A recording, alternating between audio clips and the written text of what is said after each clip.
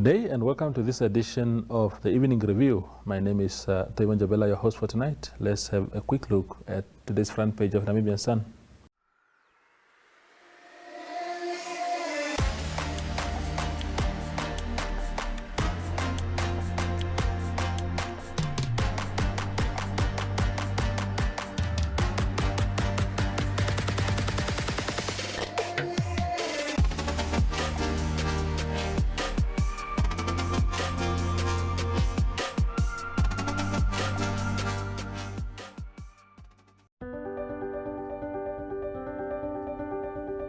I, Frankie, pledge to build a band of brothers. I, Michael, I pledge to define myself by my character.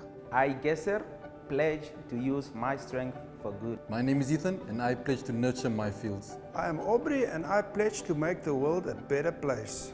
My name is Salatiel Shinedima, the Executive Director of Women's Action for Development, and I pledge to mentor the next generation.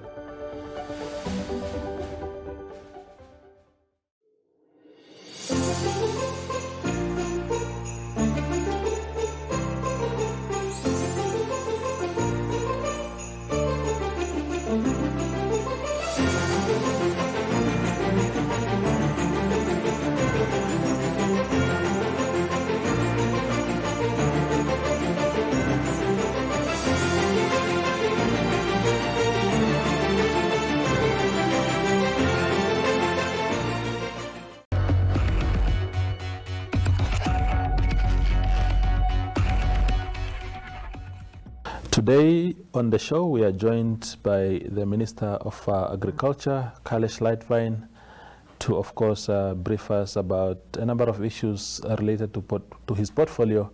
Good afternoon, Minister, and thank you for joining us today. Good afternoon. I'm happy to be with you. Yeah, thank you very much. So you've been in this portfolio since March only, and I follow your tweets and your social media updates from time to time, and you seem to be settling in well. How would you describe it yourself? Well, yeah, it's a long journey. You will recall that my first assignment in independent Namibia was that one of permanently in the then very large ministry also of agriculture, water, fisheries and rural development. Mm-hmm. I was there for the first 2 years, and then my journey through a number of government institutions came about. And now I find myself back to where I have started. Mm-hmm. That's my professional career in government. But also, I was brought up on a farm, like many other Namibians. Yeah. In fact, 70% of all Namibians have some direct or indirect links to agriculture, and therefore I think it was made easy for me to come back to a sector that is not completely new. Secondly, coming from trade and finance as a minister, and having worked on the financial and trade sides, agriculture always featured prominently in those portfolios as well. Yes. Because of its magnitude in the economy. So I think it was helpful to start there. It was helpful to go through a number of other ministries, including of course labor and youth, which also had its agricultural connections. Yes, yes. To come back to agriculture, water and land reform is made it easy for me, or not easy, but it's not completely new. And I'm happy that I could find my feet rather quickly. Indeed, Minister. Was it some sort of relief to you also, because you know, the last portfolio that you held, which is finance, was not an easy one, especially in an economy that has been going through a very rough time since 2016. Was it also some sort of escape? Of course, it's not you who decide where to be appointed, but naturally, did it come as some sort of relief? Well, I can repeat what I said when the change was announced, and that is that the 5 years at finance were probably the most stressful in my professional life, but not the most unrewarding ones, of course. Also, finance is in a downturning economy a very tough portfolio to handle, and there are extreme push and pull factors that you have to accommodate. So yes, it was very stressful. Agriculture is I don't think one can say it should be more relaxed. I think one has to be as alert and as forward driving as in any other portfolio. But the stress is a little bit different, and there you are right. It is not as taxing, as consuming than in finance. You see, if you put a step wrong in finance, the consequences are very drastic, or can be very, very drastic. Mm-hmm. In agriculture, to do something wrong can also have very severe consequences. But the stress in agriculture comes more from the need to address externally induced events like drought, like disease, like pest control. Mm-hmm. And then there are, of course, the economic policies around agriculture, production policies, value additions that need to be addressed. But it is not as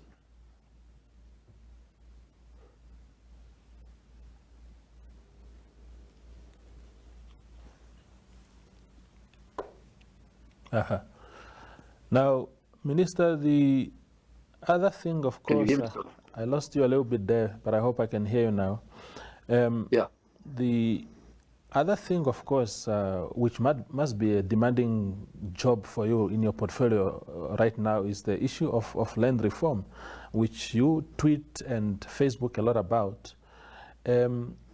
How have you found the process, and how soon do you think, at what stage are we as a country in actually eventually addressing the issue of land? Well, land distribution or the skewness thereof is one of the centerpieces of our policies to bring about equality, better equality, less inequality in our society, in our standards of living. Now, land is a scarce resource. The current distribution of land is still having the scars of apartheid very clearly, and large numbers of our citizens have no access to land to which they actually have a right to. And we need to address that in all sincereness.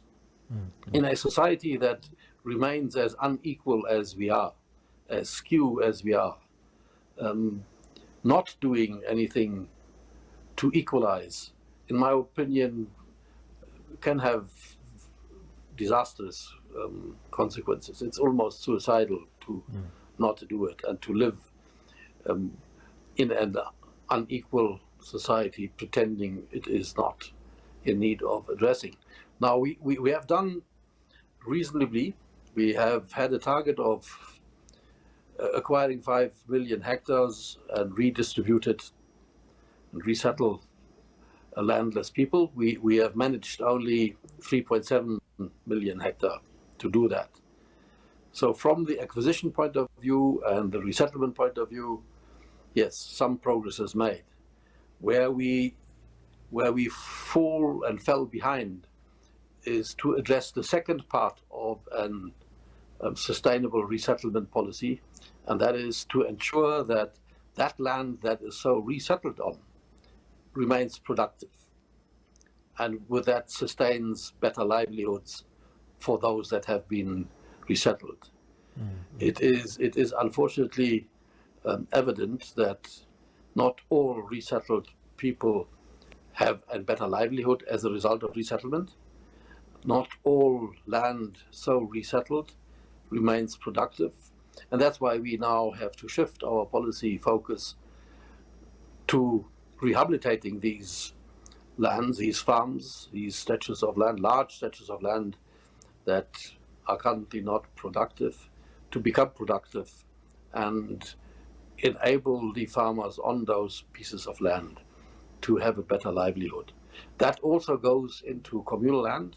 We have large stretches of communal land that lie idle, are underutilized or unutilized, and our efforts should also go there and see to it that those unutilized resources, land resources, are better utilized, become productive, and sustain better livelihoods.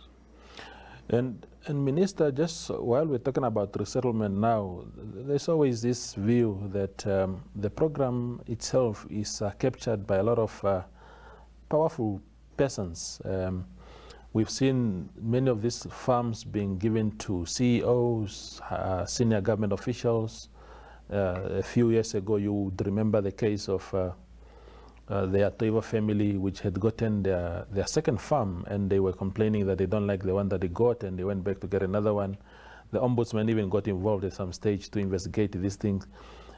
How do we make sure that this process of resettlement is really geared towards the most needy people of our country? Maybe not without, maybe not with exclusion, to the exclusion of other Namibians just because of their social status, but there's been this strong feeling that the poor are marginalized in the process.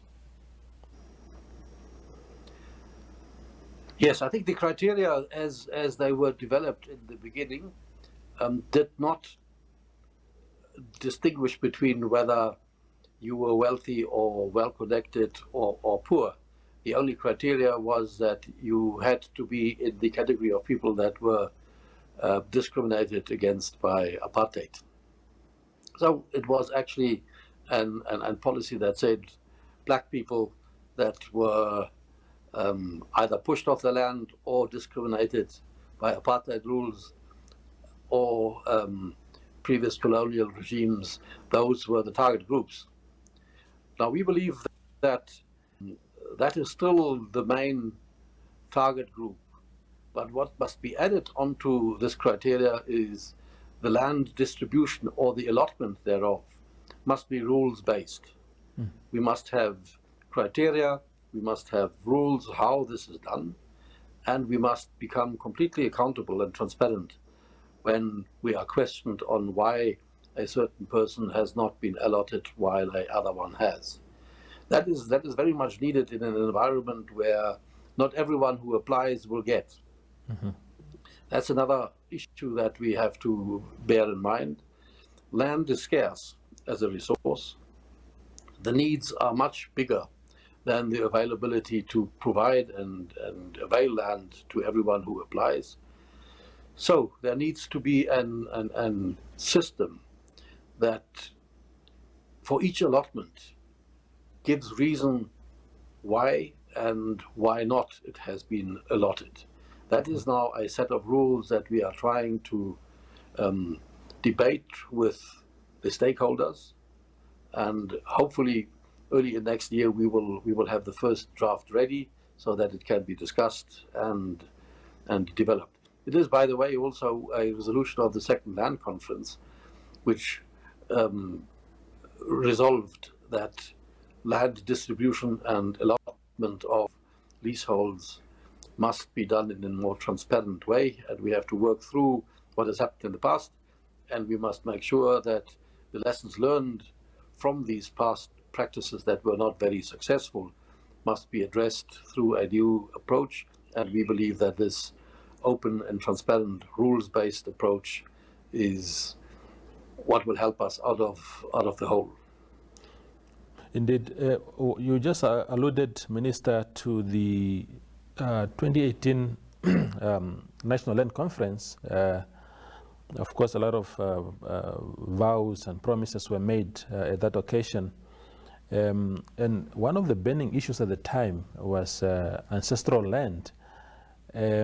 And we don't seem to have a clear government position on this subject because, different government leaders give different versions of it, perhaps also because everyone comes also from a particular interest group while serving in government. But what is really the attitude of government on this subject? Well, I think what the conference showed is that as government, we cannot be ignorant to the fact that a colonial regime pushed people unjustifiably so off their land and took it over. That historic fact is not to be ignored when we develop future policies. I believe to look into this very complex issue, our president, His Excellency Age Geingob, appointed a commission. That commission was appointed with the terms of reference of specifically looking into the facts of, or the claims of ancestral land, whether that can be entertained or not, and how we can bring about a situation that is more satisfactory than we have done up to now. That commission report is not yet published. It has been finalized, but it is not yet published. Let's wait till the findings of that commission come out, and then we can probably formulate policies around it. But I believe one must recognize also the fact that during that conference we have agreed in a resolution that any allotment in a specific region needs to take care of people that live in that region, and therefore a formula of 30 vis-a-vis 70% has been adopted. That means 70% of people that are allotted on land that we have acquired in a region must go to persons of that region, and 30% can go to anyone else. And I believe that that is a compromise between a purely regional approach and right that is a constitutional right, which says any Namibian can live anywhere. So any Namibian citizen can also acquire property or land and farm anywhere in the country. So 30% of that is reserved for that right. I believe that that is an important resolution that came out of the land conference, and we have in fact already factored that 70-30% ratio into our allotment when we allot farms right now. That is implemented.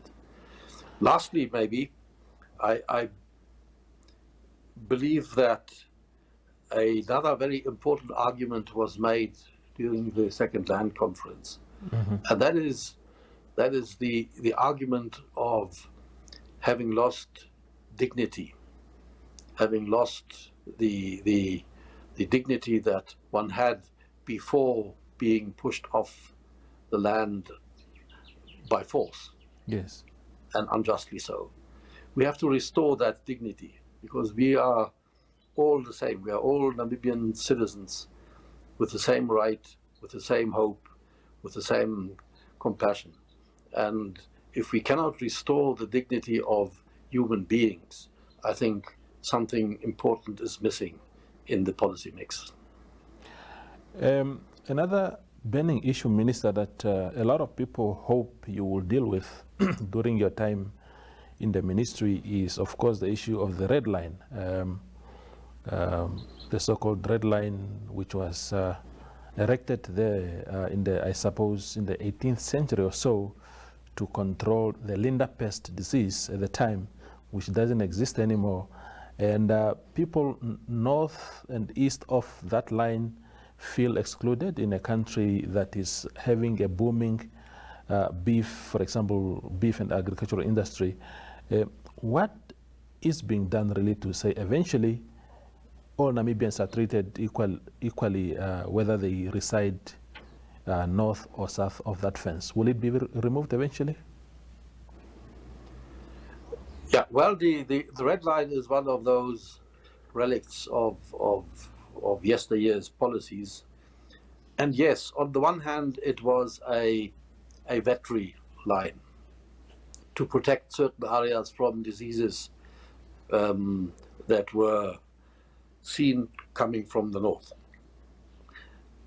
But it is only partially true to say it is a veterinary line. In fact, it is more true to classify it as a political line, and a line that demarcated the influence of certain political powers, regimes.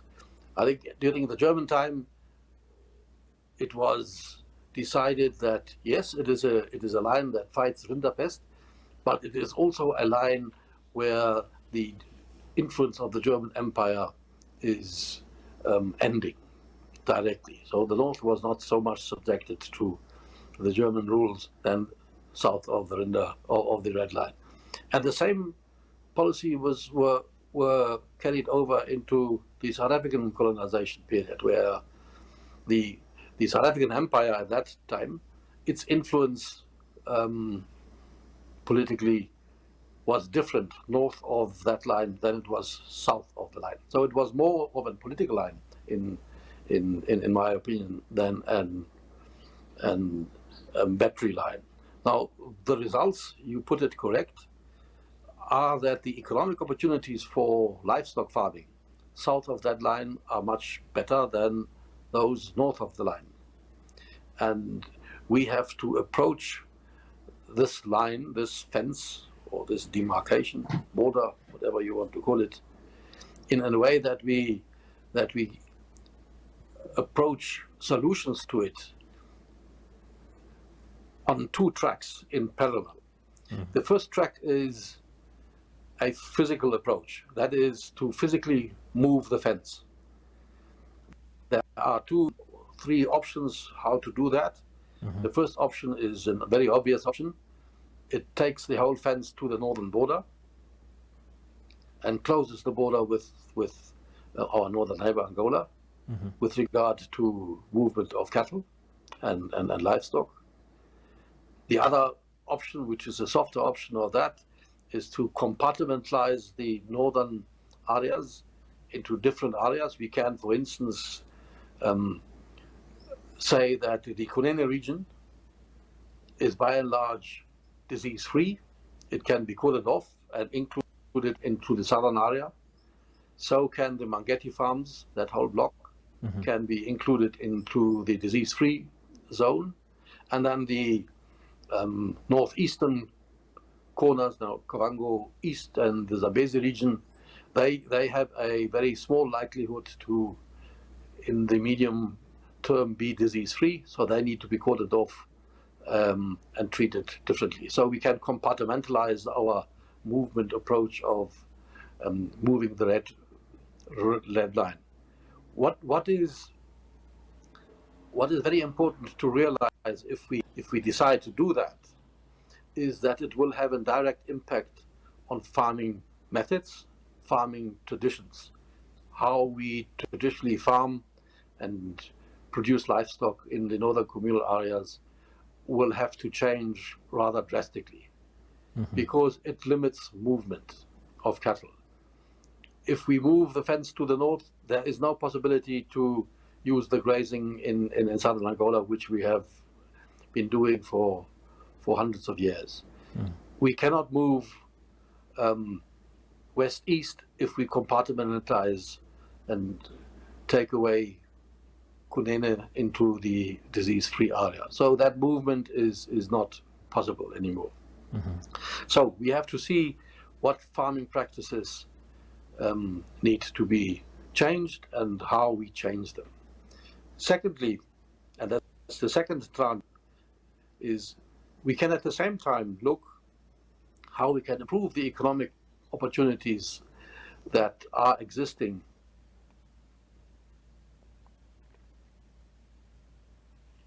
when we at the same time move the fence, so that we have immediately a benefit for the farmers that are north of the red line. And that is an approach that we call commodity-based trade. it allows us to trade with beef products or any meat products of bovine origin in a diseased area. But there are certain strict rules that have to be adhered to, so that that meat becomes tradable with. There is market access for that type of beef. We have market access into China for that beef. We have market access into the Middle East. We have market access into Africa and South Africa with that type of beef. But we must have abattoirs that are registered and fit for purpose for this commodity-based trade. We have to have a veterinary regime that obliges us to have all cattle vaccinated every 6 months. Every slaughter cattle must be quarantined for 30 days. They must be slaughtered in a specific way. They must be refrigerated and chilled in a specific way. They must be frozen and deboned in a specific way.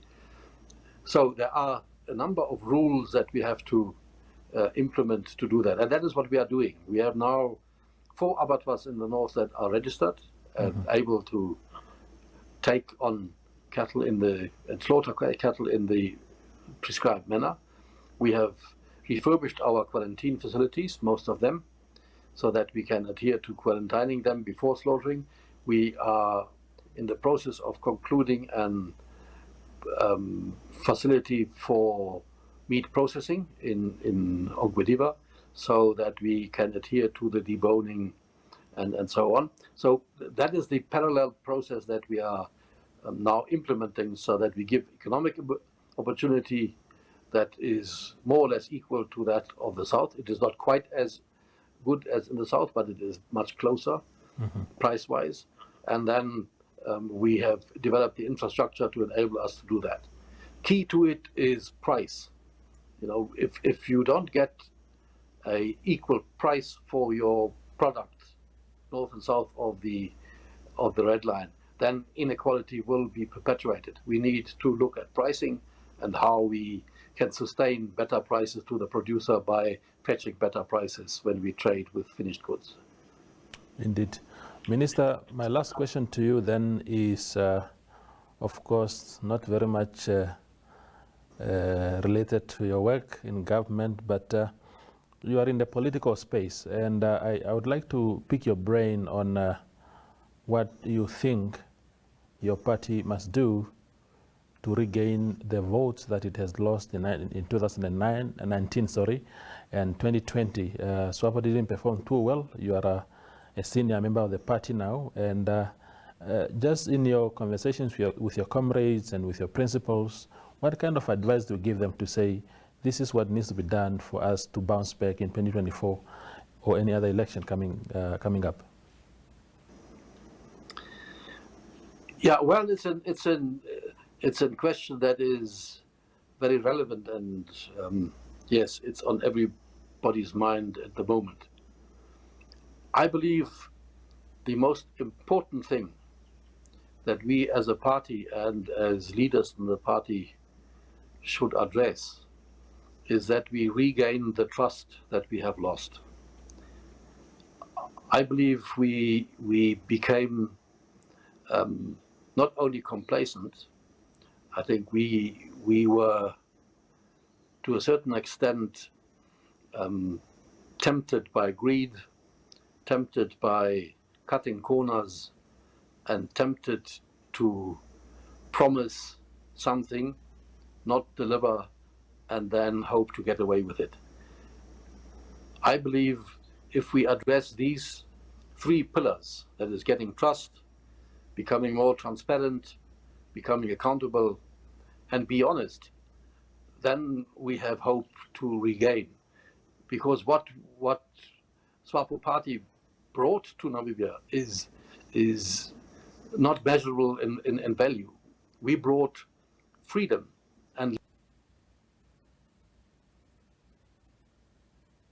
relevant, that is making our lifestyles as good as they are.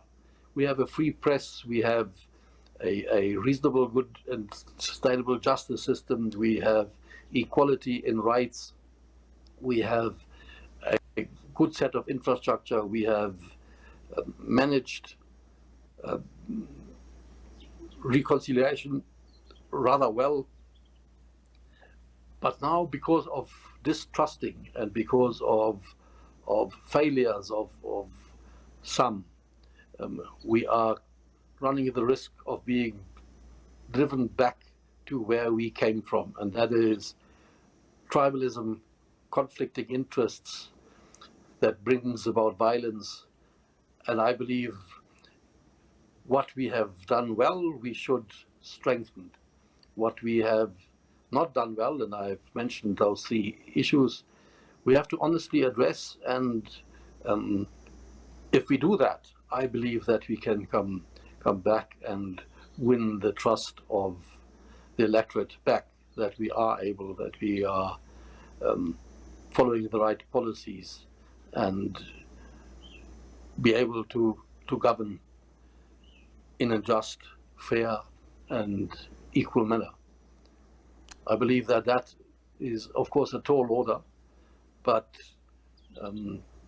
the policies that the Swapo party brought to this country are not bad. Everyone says that we have good policies. It is how we implemented them and how we slipped on a number of individual cases, which then made us to lose that so valuable trust. Indeed. Minister Calle Schlettwein, thank you very much for your time, and we hope to have you back on the show again. Enjoy your Christmas and Happy New Year, sir. Yes, thank you very much. I thank you for this opportunity, and I wish you all the best, joyful festive season, but take care. We are in tough times. Take care of yourself, and let us come back next year healthy and fresh to tackle the challenges that are in front of us. Indeed. Thank you, Minister. Appreciate your time.